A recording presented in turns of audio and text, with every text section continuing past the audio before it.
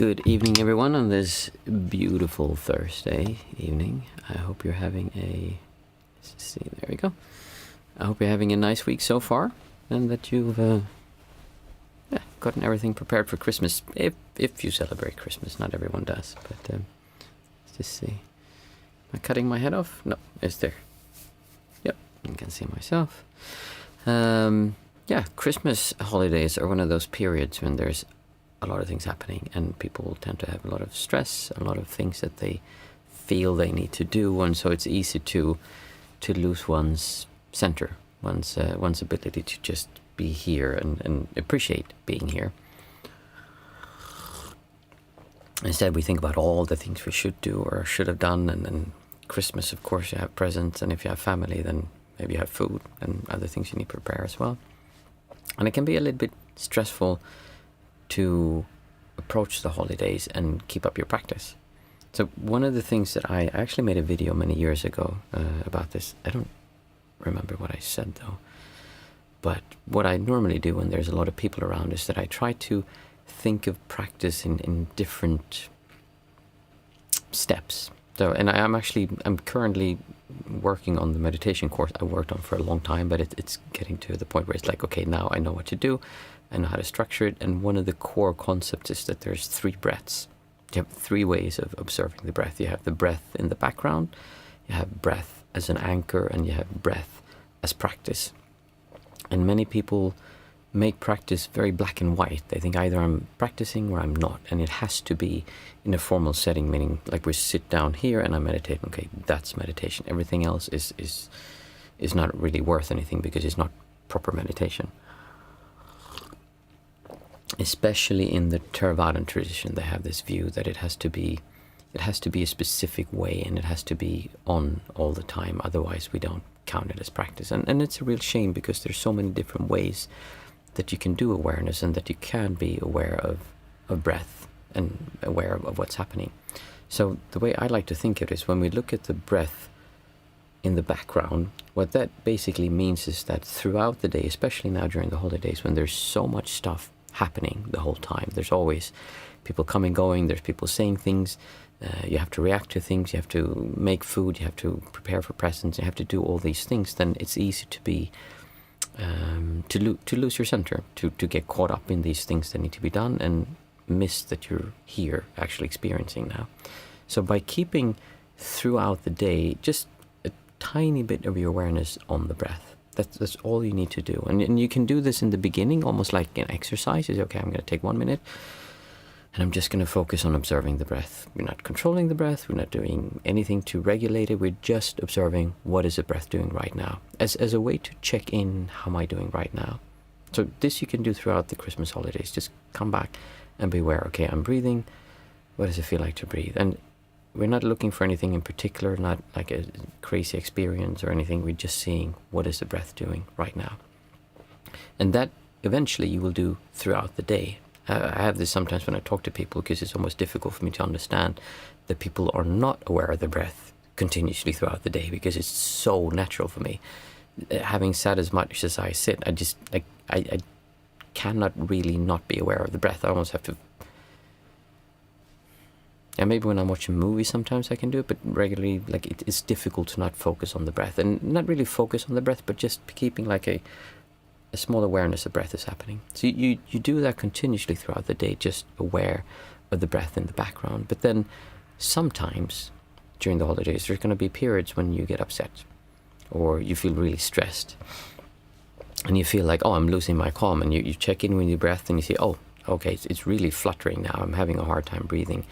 I have it sometimes when it gets really bad. I get almost like, not that bad, but it's like it's shaking a little bit. It's difficult for me to talk, because the breath is not really doing what I want it to do.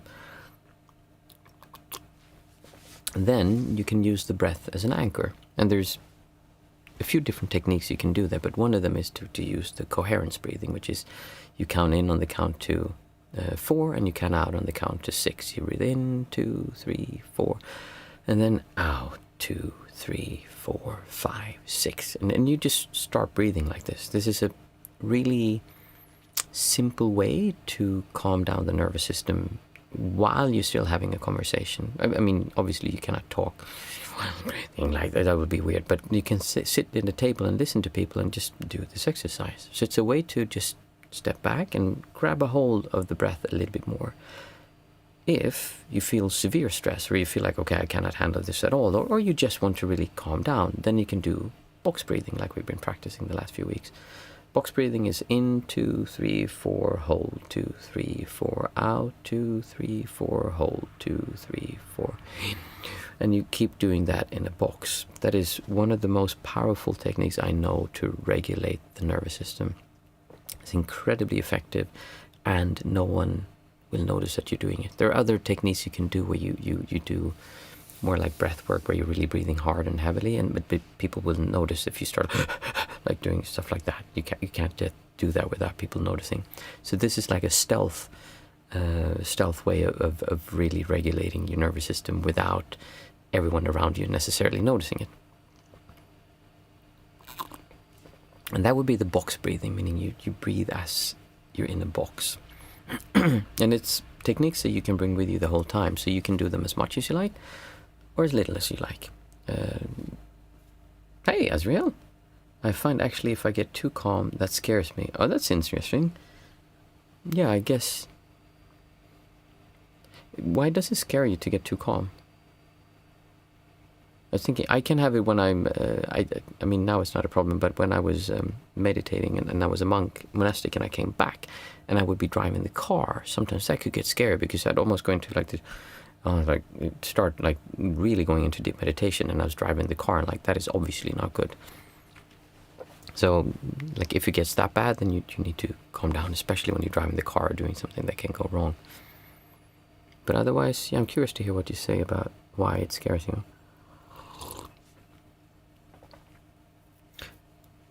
I just feel like I'm about to die or something. Okay, well, that's a common thing that comes up when people let go of the feeling of me. It's often associated with the feeling of, oh, I'm dying. It's a very common thing, especially in the beginning when you start sitting a lot. People have this fear of, it can feel sometimes like you're falling over a hill and you just go, and it's almost like that sometimes. It's a feeling like, oh my goodness, I'm disappearing and I'm falling, I'm dying. And you do face the fear of dying because, the feeling of you is disappearing, and that feels like dying. And I don't mean that as in the pain of dying. I mean that as in the feeling of I'm disappearing, and that can be very scary. So yeah, I understand that. It's one of those things that you just get used to it after a while. After you've sat with it, it's just becoming something that you realize that, oh, you're not actually going to die. It's just a feeling that you're going through, and then it becomes easier. So going through it like that, as I say, breath as background, breath as anchor, which is when we're like, okay, I need to hold on even more to calm myself down. And then you have breath as practice. And these three different ways of using the breath is something that I just do naturally, and I haven't really thought about it like this until I was sitting down and thinking, okay, how am I going to design this course? Like, what do I actually want to give people? I don't want to just do another meditation course like here.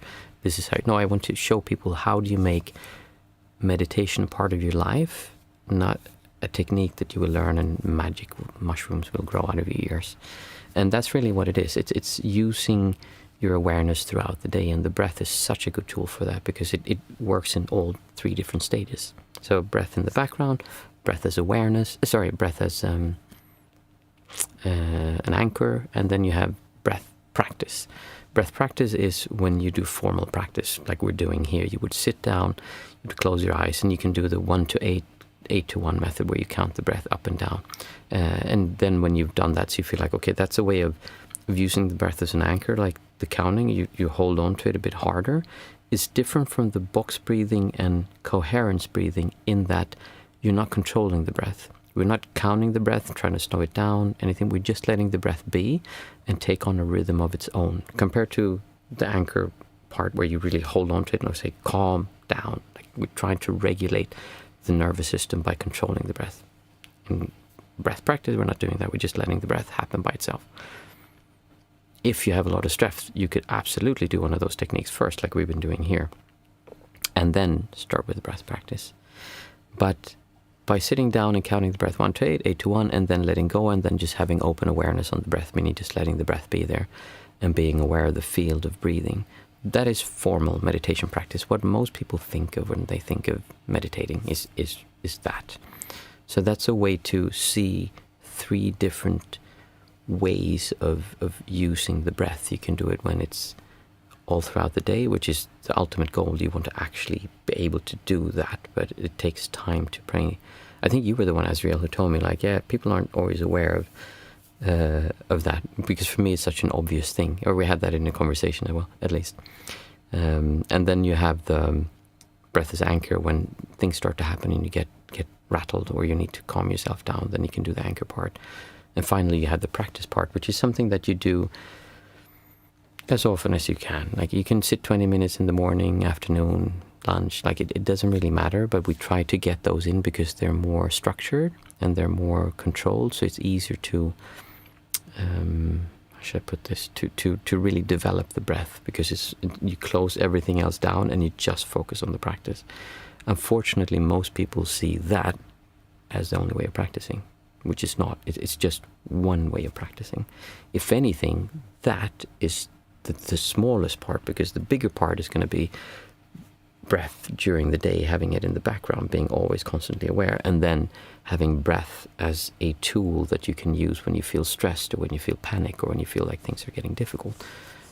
And having suffered from panic attacks myself, after being burned out, I get it when there's too much stimuli. If it's very warm, if I feel like if I'm in a car and I have a jacket on, it gets like flustered, and there's like warm air blowing on me, or if there's lots of sounds and things, and I get really overwhelmed. I have it if I look around a lot, like the kids asking, go over here, go over there, do this, and I get really like brain squeeze, and then I have to calm my nervous system down, because I cannot handle all that input after the burnout. The nervous system is just not able to. So then that's the perfect thing to do. So it's a fluid way of learning how to practice, and it's the basis of everything else that we do. So you need a basic practice that you can keep coming down to, and I don't think I've ever outlined it so clearly of what to actually do. So I've been very. It's been a lot of fun to create it into something that's actually usable for people. Like, how do you actually do this? How do you develop, not just learn a technique, but how do you develop a practice that you bring with you for the rest of your life? So that's it's finally in the works, and it's been fun doing that. I wanted to ask you, Azriel, when are you going to Plum Village? Because I know you were going for the winter retreat, right? That should be starting soon. Or are you there now? I mean, they do have internet, so you could be sitting watching the live stream in Plum Village, possibly. If you do, I remember that the Wi-Fi was a bit shoddy. It would like drop off every now and then.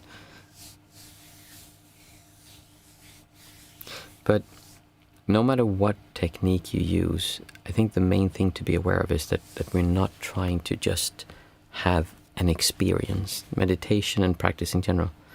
I'm off to Plum Village on 27. Oh, so it's later in the month. I thought it was. How many days was it again? Was it a week or 2? It's going to be so much fun. I'm jealous. I wish I could come and be there with you. It would have been so much fun. But I already fled the UK and came to Lanzarote because I cannot stand the cold right now. Oh, lucky bastard. Reminds me of, there's a Monty Python movie where, what is it they do? It's like they talk about how bad they have it, and someone gets to eat like no, they're hanging in the prison and hanging by their feet. Like, oh, you lucky bastard, you get to hang by their feet. They spat on you. Oh, you're their favorite now. It's like, I think it's Life of Brian, actually. It's such a hilarious movie. Just 1 week over there in Plum Village.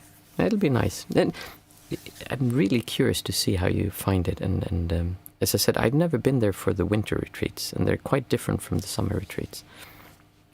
And a lot of people really enjoy them, the winter retreats, because they're what they call more serious. Or, yeah, I guess you could say that. More practice-oriented. Summertime is more about the experience, meeting other people and learning how to coexist with other people, which is a really nice thing to do. It's It's going to be awesome. You're going to have a great time, and I'm very happy that you're going. So you have to tell us about your experiences after. But yeah, practice. The main thing is to really think about also why you're doing it. People get so caught up in the idea that they want to experience something else. And I get this all the time when people come to me and they're like, okay, I was to give some blood because I took some tests at the doctor's office. And there was a nurse who asked me, and she was like, did you learn anything? Like, did you gain any wisdom, or did you have any cool experiences? And it's so funny to me that people, when they think of, oh, he went away and he meditated for a few 10,000 hours, and like, did you feel anything cool? Did you experience something other than this? And they don't realize that the real magic is actually being able to experience this for real, without this filter coming in and ruining how you're experiencing reality, but actually experiencing the purity, the clarity of being alive, without you in the way, making everything feel dizzy, everything feel good, bad, evil. And we cannot even imagine what that's like until we experience it. And that is so much more beneficial, useful, and just enjoyable than when you go into meditation states where you zone out, or you experience bliss, or you feel things that aren't there, and you travel, and like lots of weird stuff can happen kind of in there. Those experiences, they come and then they go, and then they didn't really change anything, they just came and went. Whereas if you can actually learn how to be present and be here, that's something that you again can bring with you for the rest of your life. And that is one of the things that it just sounds too boring, I think, because people would rather have, I'm going to sit down for 4 hours and not move a muscle. I'm going to sit with the pain. There's one, I don't know if they call it the bone breaking meditation or the skull crusher, I don't know, because there's so much pain when you sit for a long time, and I'll sit through that pain, and afterwards I'll come out and be something magical, and I'll overcome my impurities. And they don't see that it's a long-term process. We have to learn to live with it and experience it. See, as a saying, let's hope so anyway. Yeah, I'm sure you will. Well, for me, meditation, I feel really hasn't made much difference to my life in general. I haven't learned how to be present when I'm not meditating.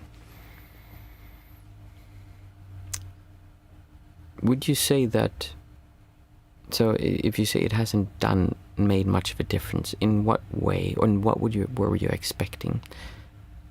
I am like a weightlifter who can lift a very heavy weight in the gym, but the moment he steps out of the gym, he can't lift a small thing. That's an interesting perspective, and I think that highlights the thing I'm trying to emphasize with the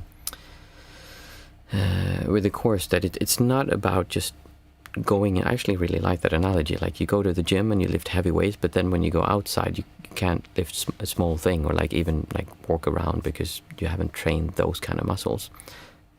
So it really is a continuous thing, and people tend to focus a lot on the formal sitting, but you need to bring that into daily life. And I remember when we had talks, we discussed this. I'm not sure how much detail we went into. I think I think we mostly covered in the beginning the sensations you had, and like actually how to deal with those. But then the step after is to bring that into daily life, and also be aware of what are you feeling right now, meaning your emotional state. Because ultimately, you cannot people go around and they try to be aware of their thoughts throughout the day, and that's impossible. You cannot control your thoughts continuously throughout the day, which is what most people believe they should do. What you can do is to be aware of your emotions, because emotions is an actual physical feeling. It's a tangible thing. A thought is ineffable. Like, you cannot touch it, you can't really pinpoint it. It kind of, as soon as you look at it, it disappears and there's nothing there. And people spend a lot of time trying to work with that, instead of actually looking at what are you feeling inside of you right now. What's the feeling tone that you're walking around with? Are you feeling good? Are you feeling bad? And the reason we do this is because when you start feeling bad, and you notice, okay, I'm going around and I'm feeling grumpy now, and you start questioning that. When you start seeing, like, I don't have to feel that the whole time. Why am I feeling bad? And then you start seeing patterns, such as, oh, I had a customer who came in and they they spoke to me in a bad way. Okay, so now I'm feeling bad because of that. And you can start working with that. Or you feel good and you say, oh, you know what? I feel good because when I was just sitting in the sun and enjoying the sunlight a little bit, I just felt good. Okay, well, can I keep that going? In other words, not sit in the sun, but can I keep that feeling going? And then you realize it's a shift, like you can actually make this happen yourself. So remember I told you that I have some small challenges like brushing my... Oh yes, exactly. I thought they would get easier, and I got so much better at tolerating pain and frustration while meditating. But only... Didn't we work with that? Didn't that... I can't remember right now what happened, and I don't want to discuss it openly here either, except for what you share. But that's a specific thing you can work with. So you have something that is difficult to deal with, and then you can sit with that and breaking patterns that, because obviously, like you're saying here, the challenge is like brushing teeth. That's a challenge, but that's not really the real issue. The issue isn't that you don't know how to brush the teeth or that you get anxiety because it's difficult. There's some underlying thing, and that thing can be simplified down to a feeling. There's a feeling connected to brushing teeth that is difficult to do. There's a feeling connected to approaching a person of the opposite sex or the same sex, whatever you're attracted to, because we have something connected to that. And you can work with that either by going in and trying to talk about like, oh, well, that comes from the teeth, was that you had an experience when you were younger and this thing happened here, and because of that you're now feeling bad about brushing the teeth or whatever. Or you don't dare to walk up to women because when you were young you were rejected, and because of that you now have fear that every woman is going to, oh, your mother rejected you and now you're afraid every woman is going to reject. Whatever it is, kind of, you can come up with these things. But you can also go bring it down and just like, oh, it's just a sensation. It's an emotion that I'm feeling, and you can work directly with that emotion. And sometimes that can happen very quickly. The problem here is that I cannot tell you to, okay, just focus on the emotion and let go of it, and then in 5 sessions time you're going to experience this and you're going to let go of it. Because ultimately it's something you have to do. No one from the outside can do it. There's nothing, no technique or anything that will just make that change. But by observing it, the futility in it and the I'm almost going to say stupidity in hurting yourself, because we do that the whole time. We're the ones hurting ourselves. It's not other people hurting us emotionally. We do that. Now, other people's actions and things they do will trigger something in us, so we can say they're doing this to me. But ultimately, the reaction is internal. It's nothing that someone else is doing. I could tell a baby, like, oh, you look ugly, and the baby would just giggle and look at me and smile. But when they get older and they learn, like, if someone says you're ugly, then I should feel bad. So we can work with this in different levels. Let's see. Oh, yeah, but while meditating. And sometimes it goes quick. Sometimes it takes a long time. The main thing is to, because I'm assuming, or I'm wondering, did you stop doing the practices that we did after we spoke a lot, I think during summer or pre-summer? Did you stop that after, or did you continue doing those things? Because that's one of the things that really make a difference, is that when you start doing this, sometimes change comes quickly and sometimes it takes longer, but we have to see this as a long-term thing. You probably had that for years. And it's not like that's just going to disappear immediately. It can happen. I mean, it actually can happen. But we have to be ready to let go of it. And there is something there kind of distorting it. No, I continued doing that and it did help. Okay, good. And would you say that if it was, the difficulty was 100% in the beginning, is it still 100%? Meaning the difficulty doing the brushing, is it 100% beginning and now also 100%, or is it 99 or 90, 80, 70, 50? Like, how would you say that it has changed? But the problem merely now has an extra step.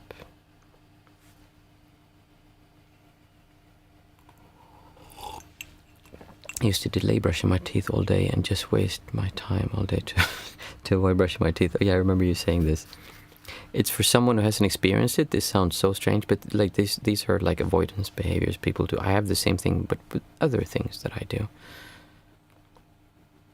So there can be a feeling of anxiety when you're going to start something, and for some people they associate that, for instance, when people are burnt out, it can be... I had a friend who was really badly burnt out, and she was saying that she couldn't empty the dishwasher because the anxiety it brought her to open it and put things in and actually press start was too big. Now I just delay doing that 5, 4, 3, 2, 1 exercise, and then it gets done after that. So now I just waste half the day, but it's still a lot of time wasted. Yeah, I'm trying to think of other ways of doing it.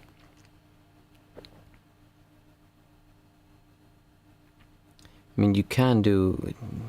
What I do sometimes with people is that, like, for instance, if it is the toothbrush, and I'm not sure if we did this exercise, is that you sit down and you meditate like we do now, and you meditate, and then you take the toothbrush while you're meditating, so you're calming down and feeling good, and then you hold the toothbrush, and you just look at it while you're meditating, and you're just looking at any distortion comes up just from holding it. You're not allowed to do anything with it, you just allow to hold it. That's the only thing you need to do. And you know that from the beginning that you're not supposed to brush your teeth. So just by doing that, you look at, is there any distortion just by holding it? And then the next time you can move on to like smelling it and just feeling like, what does that create inside of you? And maybe you see like, oh, you know what, the reason it feels bad is because I don't like the smell of the actual toothbrush, the straws. They smell funky or they look weird and I have a aversion towards that. Maybe you could get a new one or clean it or change it or wash it more thoroughly or something. And then you go those steps and you can see, where is there distortion coming? Where is there something, okay, here, at this point, this is where it really gets difficult. And then you look at that, like, why? Is there something I can do to alleviate it, to make it easier? Or can I look at the actual feeling, emotion behind it that is making it difficult for me to do it? So you can break it down, and it's the same thing as I said before. Sometimes that can make a big change. Sometimes you just have to look at that for a while before it changes.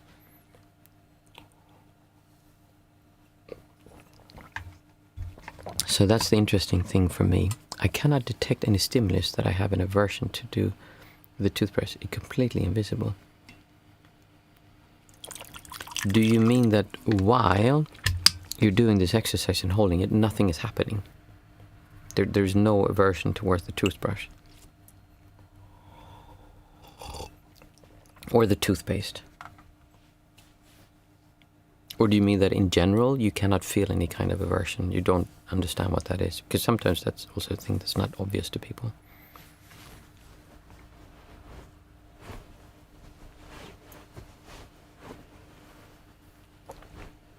And when I say distortion, it's not something like magical or something big. It's just a feeling of, yes, nothing happens when I hold the toothbrush. Well, that's perfect. And so then, what is it that when you say, I'm going to brush my teeth, when does the actual resistance come in? Because then you really feel the distortion. What is it that hinders you from doing it? Is it when you think of doing the action? Is it the actual brushing that's the problem? Is it the taste in your mouth? Is it the movement in your mouth? Some people can be sensitive. Is it the fear of swallowing fluoride? But then say if I wake up one morning and say, okay, gotta brush my teeth before anything else, I will, without thinking, just watch 4 hours of YouTube. Then I'm not even interested in it without knowing why I'm doing it. So there's some really strong avoidance. Is there any anxiety connected to this?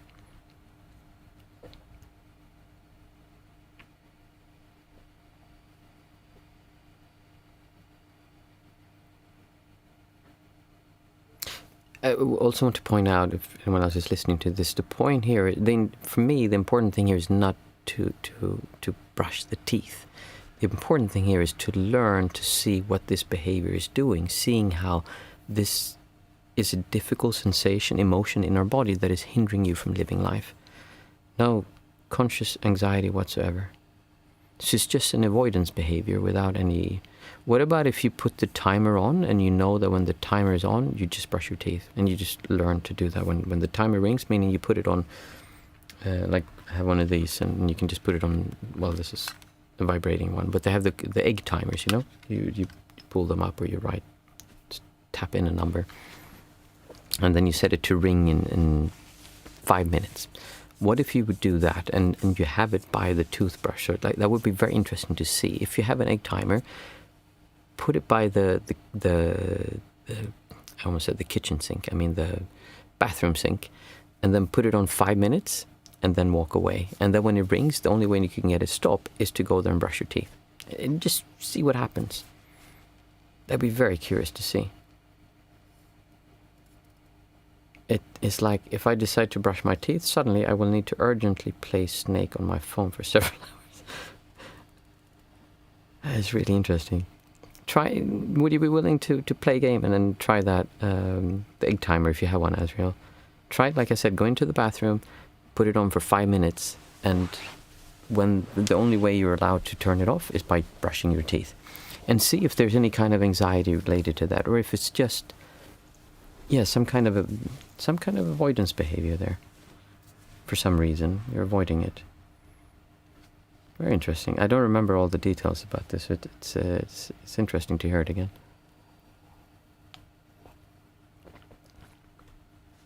Yeah, or you can put the timer on your telephone, but I think it's a good idea to keep it in the bathroom, because if you bring it with you, you can just tap it off.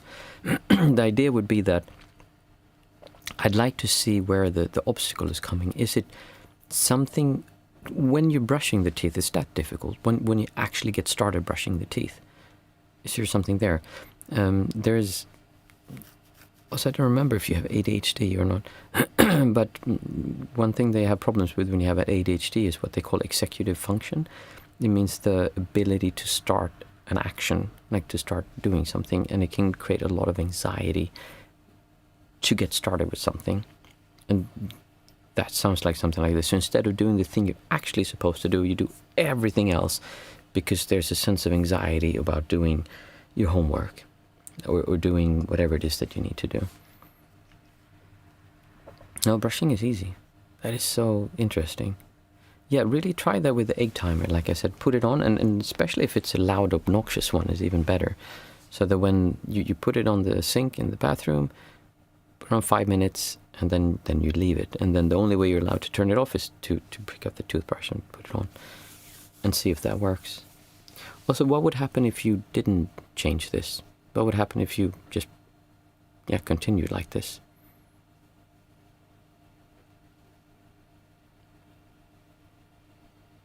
Let's say we don't fix this behavior, but you just continue with this behavior. What would happen?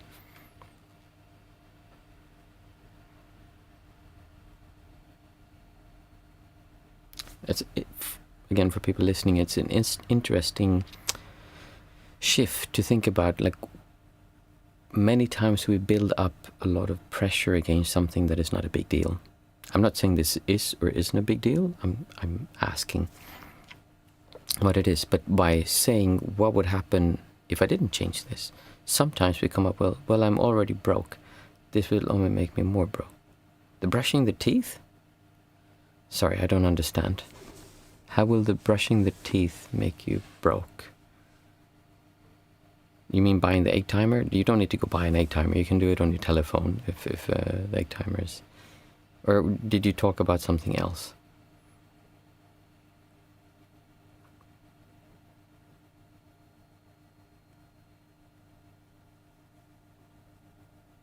Or you mean in general taking action?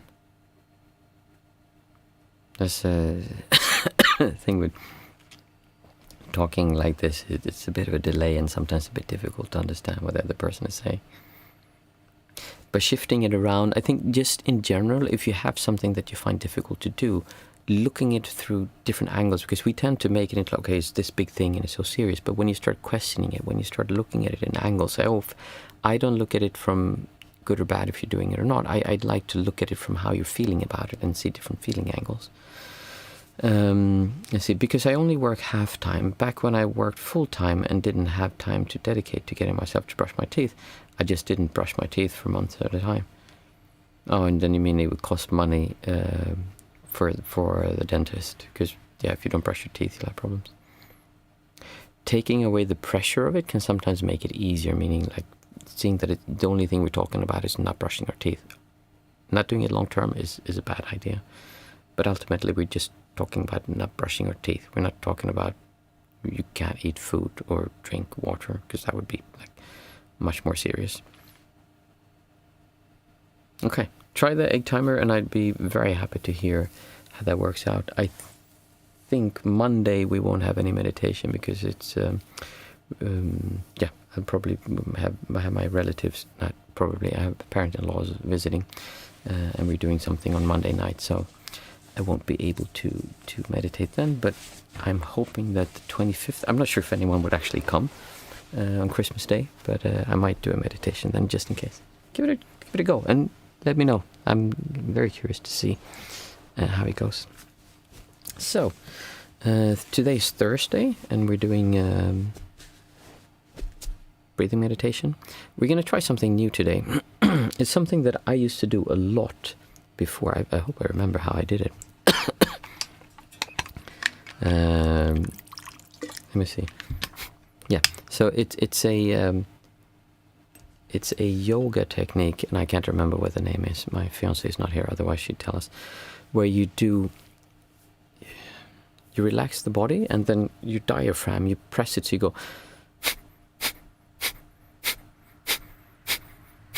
And you don't breathe in, you just push the air out.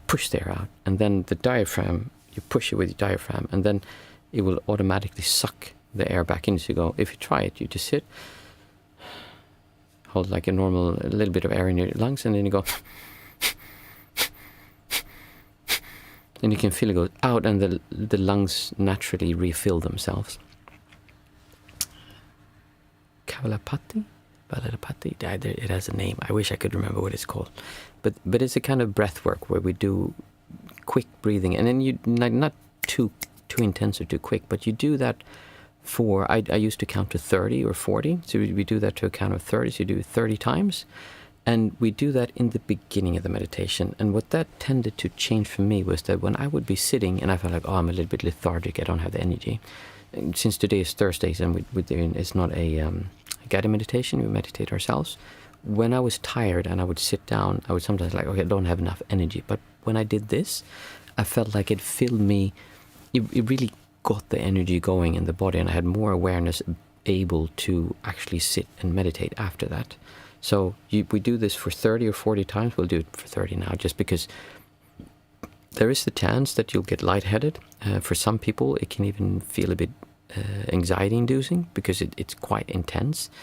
So if you feel bad, never like overload, never go over your capacity. Always feel like, how is this feeling? If you do this and like, oh, this is uncomfortable, I don't want to, just stop.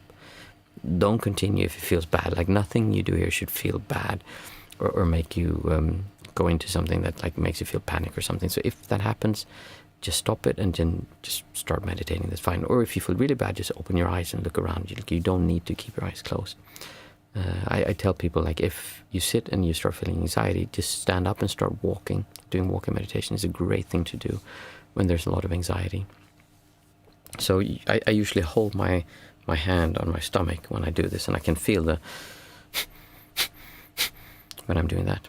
So I'll put the timer on and we'll sit for 20 minutes. To begin with, we'll do the 30 of these breaths, and then just see what the difference is. Again, this is not something that's going to be magical and change everything. It's a way of getting a little bit better start to the meditation, a little bit more energy when you're going in, because sometimes people have a hard time getting focused and really calming down and focusing on the breath, and this can help with that. So it's just a small addition that can make a big difference. I used to do this a lot during certain periods when I felt like I needed it.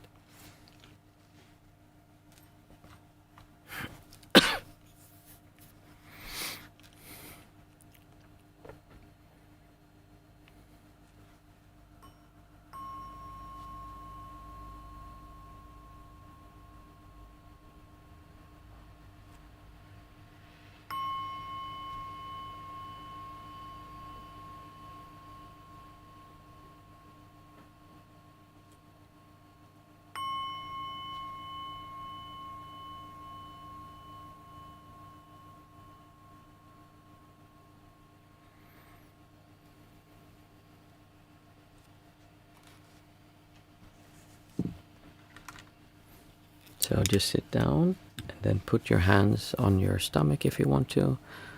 You don't need to if you don't want to. And you don't need to do this exercise if it feels like it's uncomfortable for you. And then we do it 30 times. We're doing quick succession, breathing out, pushing the air out with the diaphragm, and then letting the lungs refill themselves naturally, and then do that for 30 times. So we can start.